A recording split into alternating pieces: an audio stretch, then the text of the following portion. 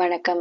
கிருஷ்ண ஜெயந்தி சனிக்கிழமை வந்ததுல எனக்கு ரொம்ப சந்தோஷம். குழந்தைங்க எல்லாம் வீட்ல இருந்தாங்க. வெள்ளிக்கிழமை சாயந்தரம் 6 மணிக்கு எனக்கு வேலை முடிஞ்ச உடனே சட்டுன்னு வந்து நைட்டுக்கு ஒரு உப்புமாவை செஞ்சு வச்சுட்டு உப்பு சீடை போட ஆரம்பிச்சிட்டேன். இந்த சீடை வெடிக்கும்னு சொல்லுவாங்க. அந்த பயத்திலேயே நான் ரொம்ப நாள் சீடை செய்யாமயே இருந்தேன். ஆனா இந்த தடவை இந்தியா வந்தப்போ ஒருத்தவங்க சீடை வாங்கி கொடுத்தாங்க. அதை சாப்பிட்டு என் குழந்தைங்களுக்கு சீடை ரொம்ப பிடிச்சு போச்சு. முதல் சீடை வெடிச்சிருமோன்ற பயத்துல பொத்துனாப்புல மூடி வச்சுட்டே போட்டேன். என்னோட மாமி ஃப்ரெண்ட் ஒருத்தவங்கள வீடியோ கால்ல வச்சுக்கிட்டே அவங்க கிட்ட ஆலோசனை கேட்டுட்டே செஞ்சேன். சரியா வந்தது. அவங்க மாவு பிசைறப்ப தேங்காய் பால் கொஞ்சம் ஊத்தி பிசைய சொன்னாங்க. அப்புறம் மாவை உருட்டுறப்போ ரொம்ப அழுத்தியும் உருட்டக்கூடாது, ரொம்ப சீராவும் உருட்டக்கூடாதுன்னு சொன்னாங்க. அவங்க சொன்ன மாதிரி வெடிக்காம சூப்பரா வந்துச்சு. சனிக்கிழமை காலையில முருங்கக்காய் சாம்பார், வெண்பொங்கல், முட்டைக்கோஸ் பட்டாணி பொரியல்லாம் நேரத்திலே செஞ்சு வச்சுட்டேன். அப்புறம் வீடை தொடச்சு விட்டுட்டு இன்ஸ்டா பாட்ல அவல் பால் பாயாசம் வச்சுட்டேன். பலகாரம் செய்யறதுதான் என்னோட வேலை. கிருஷ்ணர் பாதம் போட்டு சாமிக்கு படைச்சதெல்லாம் குழந்தைங்களே பாத்துக்கிட்டாங்க. நான் கிருஷ்ணர் சிலையை மட்டும்தான் கீழே எடுத்து வச்சு படைக்க சொன்னேன்.